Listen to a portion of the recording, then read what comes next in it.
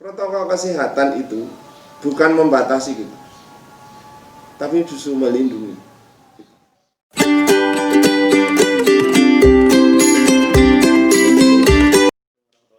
Salam sejahtera untuk kita semua.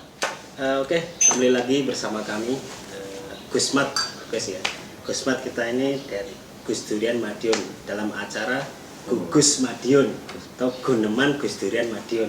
Dan ini kebetulan kali kedua konten kita. Kebetulan kemarin saya lihat jenengan waktu dari narasumber pas online kemarin. Nah kebetulan kok saya tertarik sama Romo Bowo.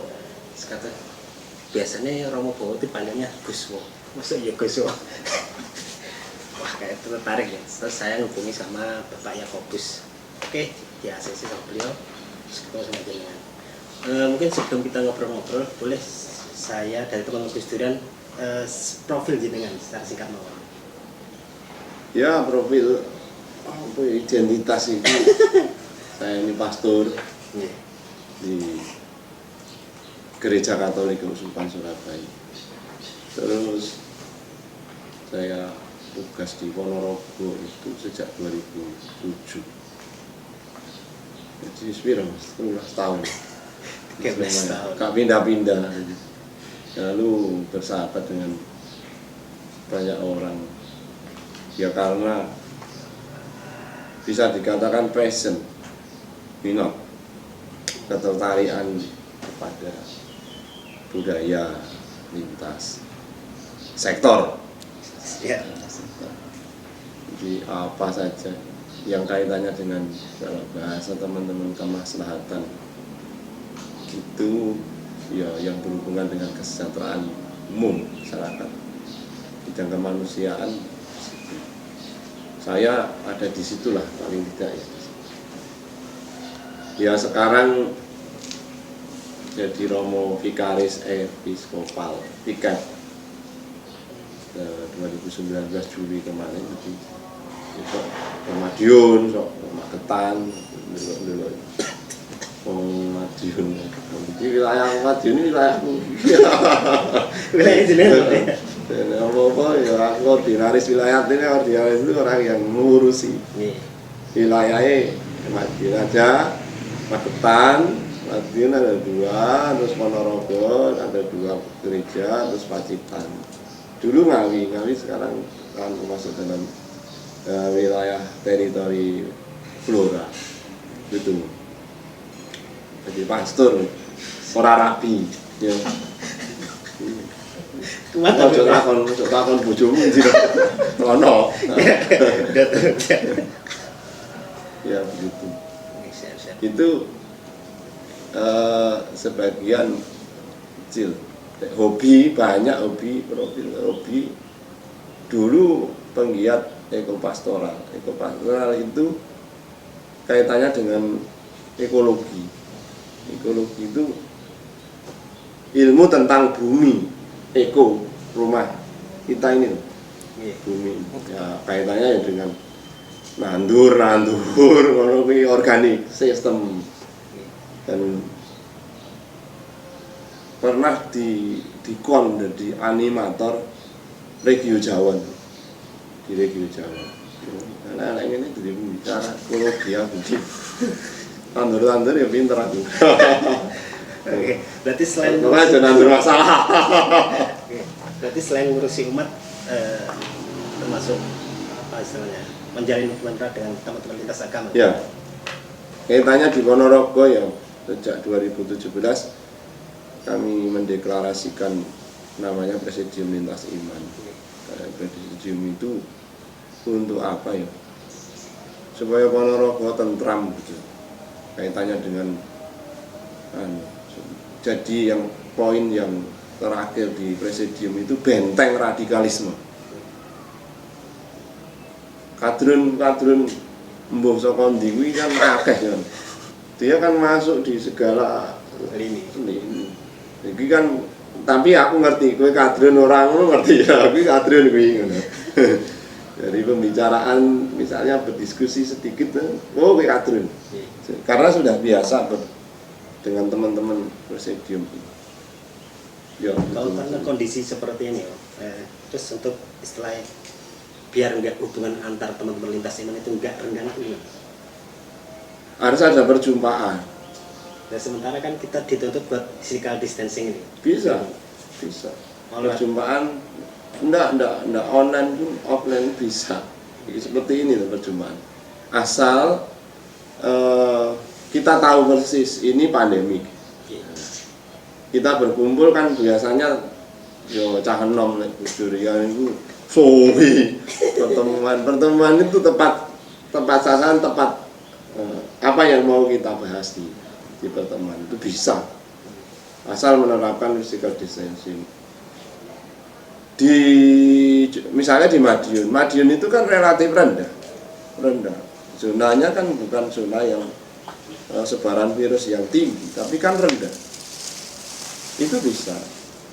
Asal kita memberitahu tugas pertemuan begitu bisa. Dan sebelum melakukan pertemuan dengan teman-teman lintas itu, artinya diandaikan bahwa protokol kesehatan itu sudah beres. Sekarang kan begini, kegiatan apapun protokol kesehatan itu harus beres lebih dahulu, kemudian baru kegiatan yang lain. Nah, kegiatan-kegiatan yang lain itu mengandaikan protokol kesehatan. Dan kurang ngerti protokol kesehatan. Kayak ini kan ngomong itu kan gaya masker, tapi ya gak apa-apa lah itu. Protokol kesehatan kan begitu. Ya ngomong rokok itu pak gaya masker itu kan gak iso. Ya begitu. Tapi jaga jarak 1 meter. Mengapa 1 meter? Ya karena ya teori kesehatan itu.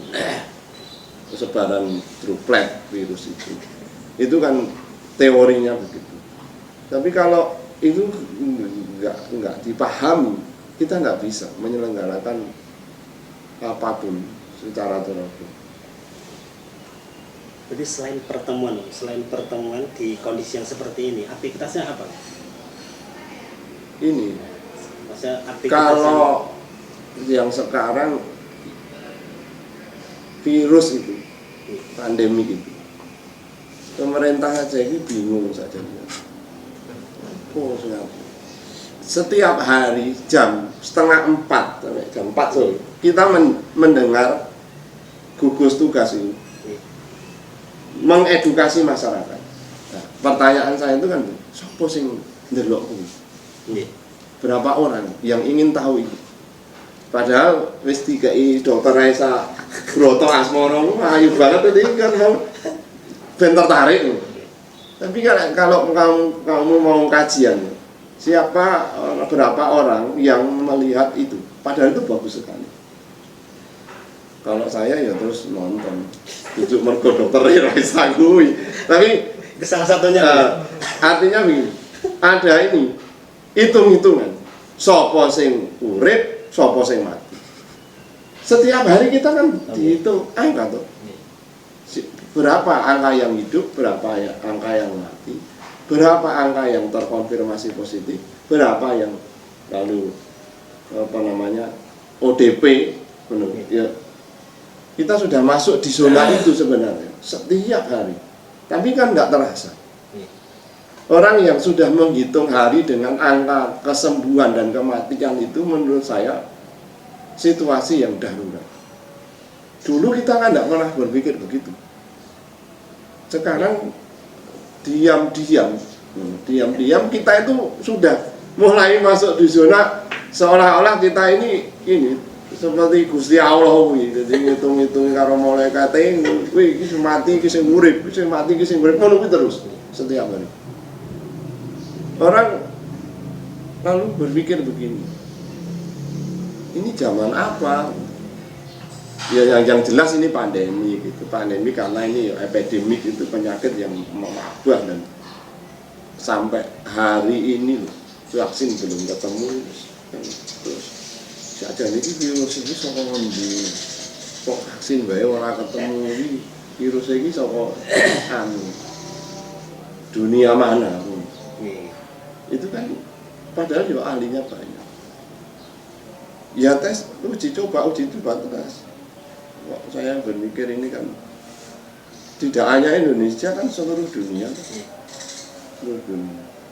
Berapa negara yang sudah kena ini? 216 negara. Di Indonesia berapa provinsi kabupaten? Tambah terus, ora malah kurang. Padha karo jumlah sing kena Covid itu tambah terus. Tapi ini Romo, setiap hari masyarakat kita itu kan sering disuguhi sama data. Kita kan nggak tahu jelas pastinya berapa pasien yang sebenarnya terkena dan sudah sembuh, dan kita nggak tahu pasti. Maksud saya, menurut Romo sendiri, bagaimana menyikapi itu? Apakah kita harus meyakini sepenuhnya? Karena ini kan serius, itu baik loh. Ada data itu. Coba bayangkan kalau data itu disembunyikan. Moro-moro neng dalan-dalan akeh wong mati, prek-prek lho iki mati apa ngono. Iki Covid apa jantung ngono. Iku ditagih utang terus mati ngono. Kan iso. Tapi ini kan kebanyakan setelah kita ngomong tentang Covid ini. Dulu-dulu ada orang mati neng dalan-dalan. Tapi kan gak terdeteksi ini mati karena apa. Nah, virus ini kan sudah person to person, dari orang ke orang, dan itu tidak bisa terdeteksi. Sejauh mana virus itu kemudian mewabah, itu berapa jumlah virus yang sudah ada di bumi ini, berapa, soal Covid saja, belum yang lain. Itu awake dhewe gak iso, gak ngerti. Barangnya ra ketok. Lek aku guyonanku ini, biyen ana malaikat pengen dadi manungsa. Saiki wurung dadi manungsa. Dadi manungsa sedina kena Covid, berhasil kok. Berhasil dadi manungsa. Wurung. Hal yang demikian itu kan, kalau data itu tidak ada, kita menjadi berbahaya. Justru malah menjadi berbahaya. Data tidak tahu atau karena kita nggak mengakses, atau kita a priori hanya menduga.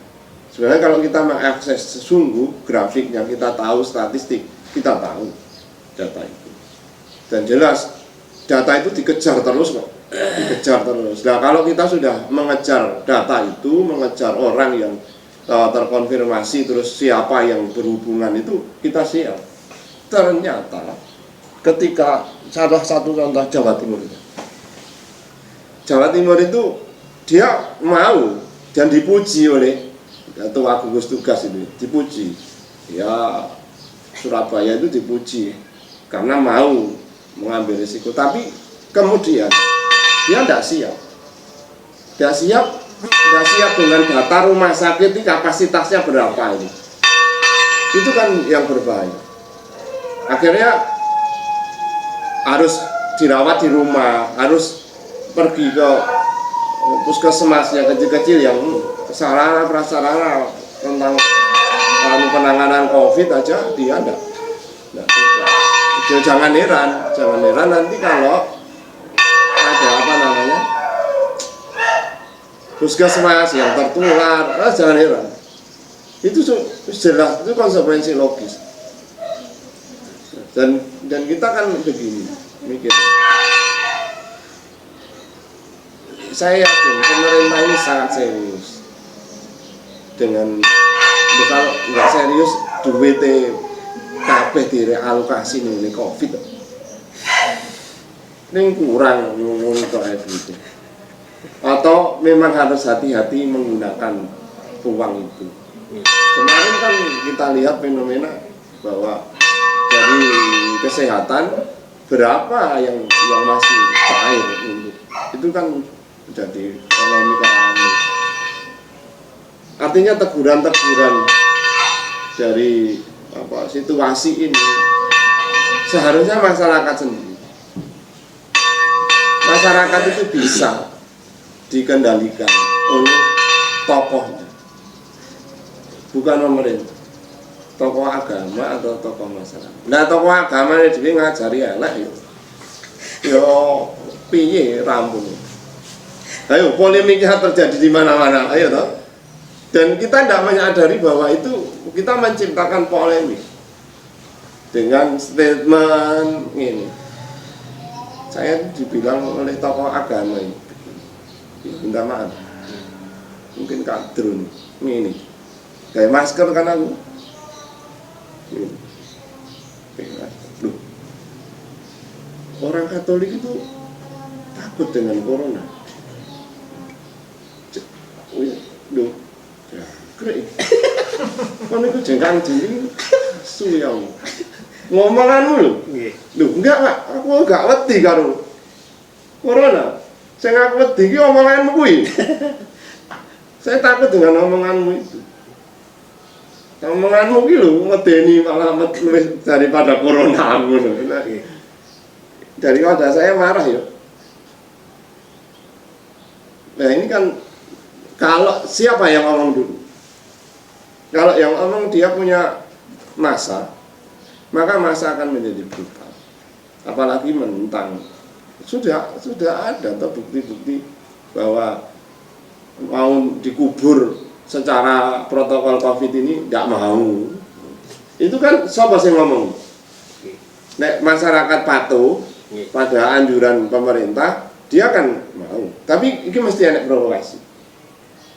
Sudah jelas itu. Siapa sih provokasi? Ya tukang ngomong. Sing gaene ngomong ning daerah kuno sapa? Kuwi jelas ya. Lalu di media sosial berkembang konspirasi, aduh wis gawe ruwet. Dan apa jenis Kementerian Kominfo yo gak serius nana. Gak serius Gak serius lek wong itu jenis konten-konten sing provokatif kok. Ojo konten-konten sing rada blur ae jika tapi sing provokatif iki yo enggak disensor. Ya gak usah lah. Karepe iki supaya ora dicontoh masyarakat. Kita tidak bisa analisa sosiologis itu tidak bisa menebak gerakan agresivitas massa itu. Apa teori ini Eric Fromm untuk meminimalisir ini gimana? Meminimalisir ya masyarakat. harus terus menerus ada namanya ini apa jenis sosialisasi terus menerus dan yang paling ini sudah dikatakan oleh Gus Tegar memang benar sosialisasi yang paling akar itu ada di keluarga. Keluarga kita di sel yang paling kecil ini adalah keluarga. Mendidik di keluarga sendiri. Dan malah saya ini keluarga akeh kekerasan dalam rumah tangga gara-gara protokol kesehatan. Yo goblok keluarga kuwi. Itu paling wis gak beres keluarga itu. Ngono. Kalau dia memang dia ingin membangun keluarga yang sakinah mawaddah warahmah yo. Ngono, keluarga saleh itu. Cemar. Itu dia kan gak perlu ada kekerasan dalam rumah tangga kan begitu. Sekalipun di masa apapun. Tapi kan kasus KDRT di masa pandemi ini tinggi. Itu karena nggak memahami misalnya ini kasusnya jadi sederhana. Kalau bojone lunga rong dino terus iki kan lu apa kuwi mulih saka Surabaya rong dino lha tugas dinas. Ya. Kan jenenge mulih itu mesti pengen ketemu anake. Tapi tidak protokol kesehatan misalnya langsung gendong anaknya kan tidak boleh kudu aduse baru gendong lah kuwi enek sing ngono kuwi diteraki lah terus tukaran terus anaknya rada adem panas piye mergo awakmu mulih saka Surabaya lah kuwi wis ngono-ngono kasus kecil-kecil di masyarakat yang terjadi memang begitu. Lalu data global ya wis pokoke enek KDRT iki atau intervensi dari orang tua yang terlalu khawatir, morotua sing terlalu khawatir dengan mantunya, itu memicu di pandemi ini memicu. Dulu ki duduk penerawangan, tapi ini kan juga cerita orang-orang itu ya. Tak bikin tak analisa ini, KDRT ini ya yang harus kita lakukan penyadaran. Kayak biyen iki wong iki disadarke dengan situasi pandemi ini. Banggel itu kuwi. Sesuai banggel ini sekarang aslinya lah kena diatur aslinya. Bener-bener. Dan aja heran kalau di Jawa Timur ngomong bonek bondo nekat. Pegel sesuk. Iya. Itu Terus yang bikin masyarakat resah kan karena pandemi itu saatnya ketika mereka yang mau misalkan berpergian jauh harus rapid test dengan biaya sekian mahal gitu. Kalau menurut Romo sendiri bagaimana? iya, ini saya baru dengar. Mahasiswa kena rapid test piro? 390 apa 290 iki. Ada 500 sekian. Iya. Apa ini sebuah peluang bisnis, emang sengaja bisnis atau Pasti ini belum sampai ke redaksi iya. pemerintah pusat. Tapi kan media-media udah istilah gempar. Iya, mau pikir pemerintah pusat apa mendelok Metro TV apa mendelok anime ora. Tapi masa iya sih mereka nggak dengar kalau ada kayak gitu? Sarannya banyak pekerjaan yang lebih besar dari itu toh. Iya. Sehingga gini, kalau kita ada di dalam real itu koyo orang media sosial dhewe diekspos Iya. di media sosial, tapi kita enggak pernah nelok media sosial. Jarang kalau ada waktu senggang. Ayo, Gubernur Jawa Tengah Iya. Ganjar Pranowo bagus ya terus, wah rek ndelok kontennya dia malah takon-takonan karo Mbah Minto ngono-ngono kuwi. Terus karo sing kuwi apa kuwi jenenge sing media sosial sing nyar rapi ngono kuwi. Waktu luang kan ya dibuat dengar dari macam-macam. Nah, fokus ke masyarakat sudah dilakukan dan pemimpin tidak harus dia sendiri, dia bawahannya bagaimana? Yang di bawah itu. Kalau kiai ngono kan wis temu karo sarung lipat sarung ngono santrine sing budal. Ya toh? Nggih. Santrine karek bener apa ora? Rek santrine kuwi lalu dia tidak mengatakan sesuatu yang benar, maka yo akan terjadi missing. Jadi keliruan. Nah, seharusnya ada yang membantu lembaga sosial mengajukan ini ke pemerintah. Ini kan ada analisa. Menurut saya media sosial televisi ya kurang cukup untuk harus ada resmi. Ini tidak bisa dilakukan. Mesake. Kasihan. Nah, kalau dana kesehatan yang sekian triliun itu di sekian persen digunakan untuk menggratiskan tes, neng pasar wae gratis, wong arepe budal nyambut gawe karo apa jenenge kuliah kon bayar denggele amo. Itu yang miris itu di situ. Nah itu, karena lalu kan misalnya nih bandara, ya. Bandara sudah punya relasi belum dengan yang ini. Dan sing nomboki sapa? Kan ngono. Ya. Dan dia harus kena juga protokol kesehatan pemerintah. Tapi pemerintah nggak mengalokasikan untuk setiap layanan kesehatan, setiap layanan sosial. Kuwi dikai budget kanggo layanan kesehatan. Seharusnya begitu. Sehingga orang aku ya wegah ngono. Repot. Iya. Ini kan untuk terakhir kali ini. Sarannya Romo untuk teman-teman khususnya di pemuka agama. Di zaman sekarang ini kita harus berpikir kritis. Kritis itu ada data. Ojo mikirnya nih. Ojo ndalil ning masa pandemi tak bal setiap. Kangen budrek karo ndalil. Iki rene hubungannya karo surga neraka, Cak. Tenan. Pandemi.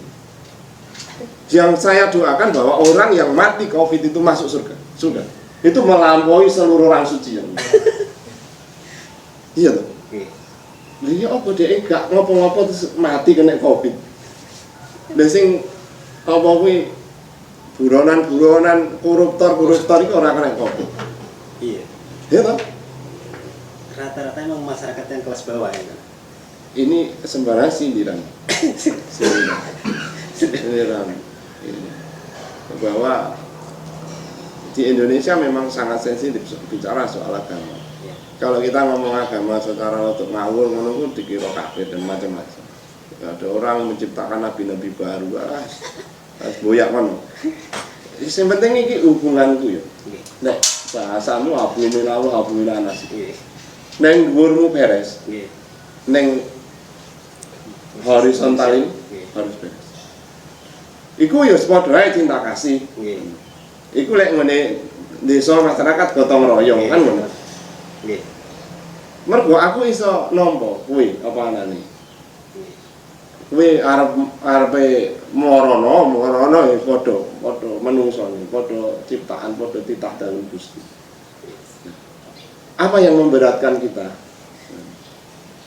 Kok kuwi wis ngakoni kuwi kok mlebu neraka? Negarane nerakane mbahmu iki. Ngono to? Kita mau diwajir balik. Kok lho, kowe apa duwe tiket? Kamplingan. Seperti itu. Iya. Tiketnya dalil. Enggak mempan. Iya. Kalau saya boleh menggugat tak gugat gitu. Tapi nggak apa malah gobloknya tak goblok ya.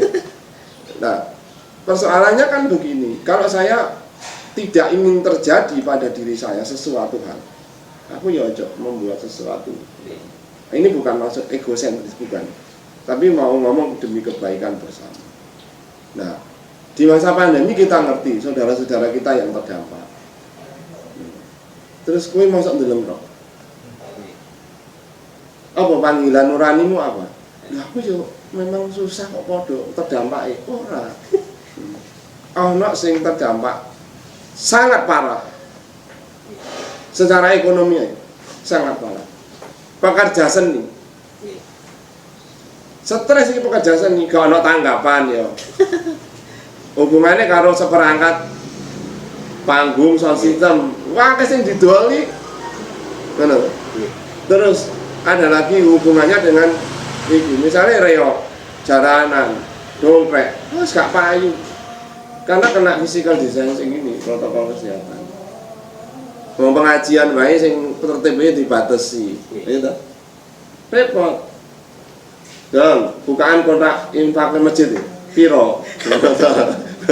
Ayo, bener. Negara piro, bener. Itu kan, tapi kan kita diberi apa namanya semangat, ya. Artinya roh untuk melakukan sesuatu yang kita bisa meringankan beban orang itu dengan cara macam-macam. Tetap ada hikmah di balik itu. Ada. Jenenge kalian blessing in discourse.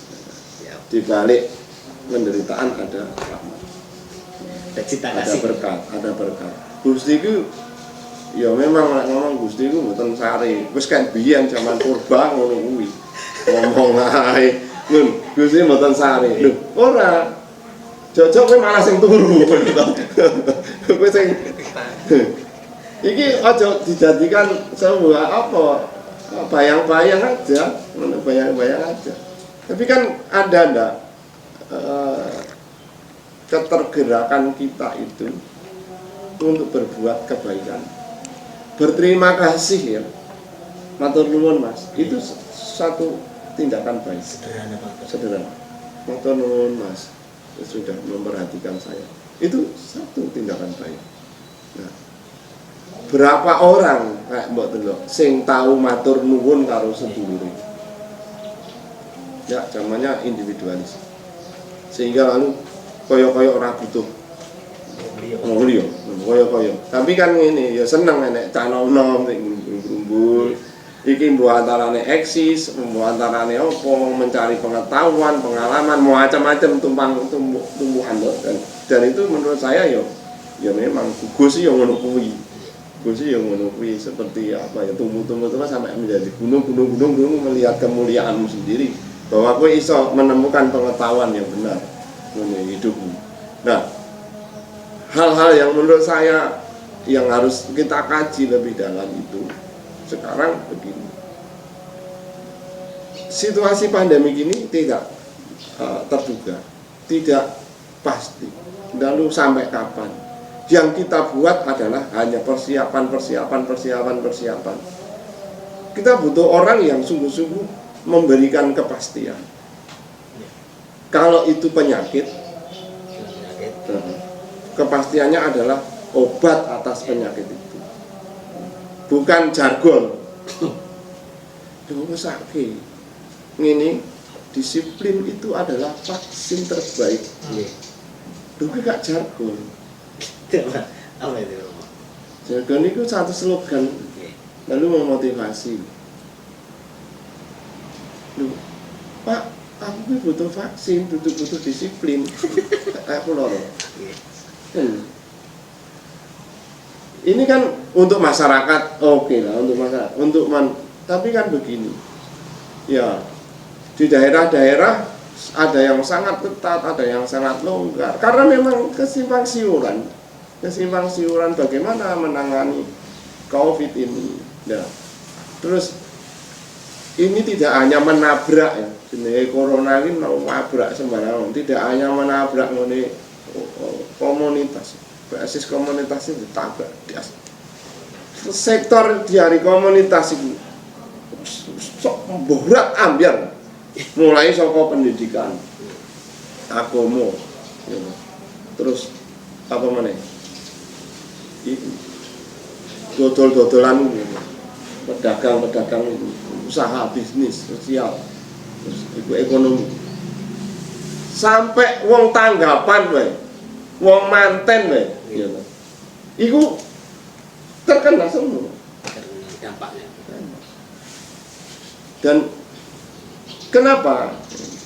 Karena kita begini, kita itu nek virus iki nek ning ngene menungso, nek jelas virus gak iso dimateni menungso, gak bisa. Kita menjauhkan manusia dengan manusia yang lain. Itu yang paling abot.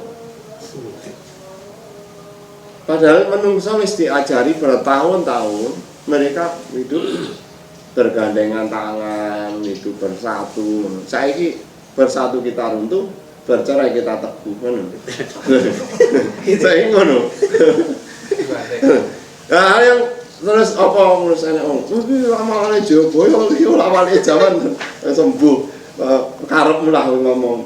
Dan macam-macam tuh, semua aliran kepercayaan dia membuat apa ya, ekspektasi kepada masyarakat pengikutnya itu macam-macam. Ono penyembuhan, pengobatan imun jarak jauh, macam-macam dia dibuat. Dan itu di medsos yo diomong. Terus supranatural yo ngono kuwi. Tapi kita ngomong yang sederhana saja. Hidup kita sendiri loh. Di komunitas kita itu loh. Wis bener dengan ini menghadapi COVID ini. Nek durung ya awake dhewe gak iso ngomong. Gak iso ngomong untuk apa. Yang saya temui adalah itu. Bagaimana misalnya seperti di gereja saya di paroki. Untuk memberikan sosialisasi protokol kesehatan menuju protokol peribadatan butuh waktu 1 bulan. Menyadarkan orang-orang yang sederhana, para petani desa yang ikut berdoa itu dengan cara jaga jarak, nganggo masker sak jam, klepek kena untuk bodi ya, udangan. Iya toh, itu dia patuh. Nah, kepatuhan dia itu membuat saya begini, terenyuh gitu, tergerak, hati saya tergerak. Orang yang patuh itu begitu. Lalu secara pribadi saya harus mengatakan apa kepada orang-orang yang patuh? Terima kasih. Hanya itu. Tapi yo ora patuh, yo koyo mulai Satpol PP ning ngene Madiun kae, ketemu ayo dihukum maca Pancasila ya ngono. Ya ngono-ngono kuwi. Ini kan sebenarnya juga bukan pendidikan ya, sanksi-sanksi yang menurutku yo piye ya. Arep mendewasakan orang. Kita akan butuh orang-orang yang dewasa dalam nalar untuk mengatasi COVID itu. Terutama mengenai lintas sektoral, mengenai tokoh-tokoh agama dewi.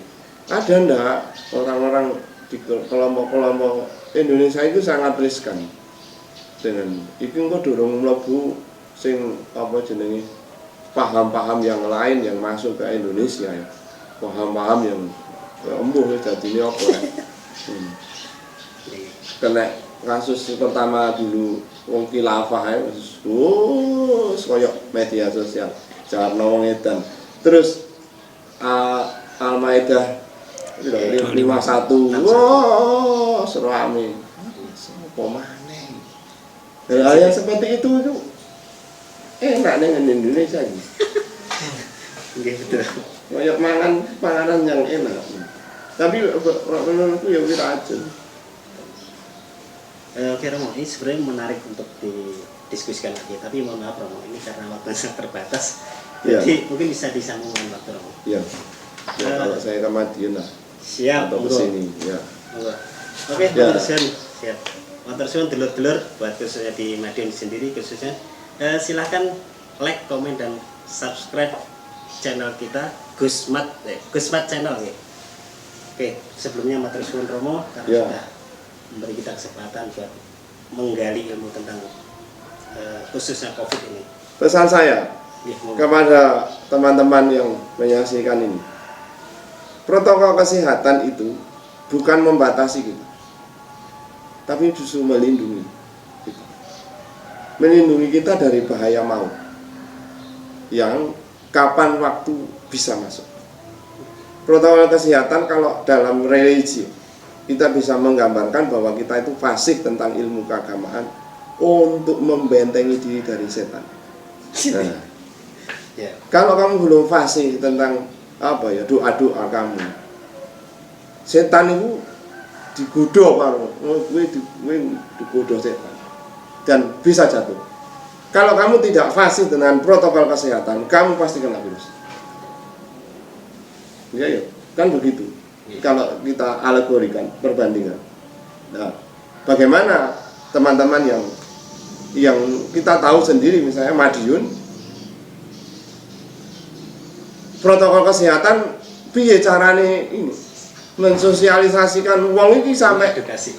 Nggak masker itu ora usah dadi dikongkon meneh. Iki kebutuhan saya. Karena di depan saya di mana-mana ada virus itu. Ya, dan ini untuk melindungi kamu, bukan untuk melindungi. Dan maskermu untuk melindungi. Kan bahasa-bahasa ini kan seharusnya bukan menjadi gaya-gayaan toh, tenanan. Nah, ini kanggo kanca-kanca Madiun bagaimana di sel-sel di RT RW di tingkat-tingkat komunitasnya bahwa ya memakai masker bagi saya memang satu kebutuhan mendesak dan menerapkan protokol kesehatan untuk COVID-19 ini. Ya. Oke, sekali lagi matur suwun Romo atas pencerahannya. Oke, cukup sekian dari kami. Kembali lagi ke Gusmat atau Gus Durian Madiun dan sampai berjumpa lagi di konten seterusnya, konten ketiga insya Allah nanti bulan depan. Cukup sekian dari kami.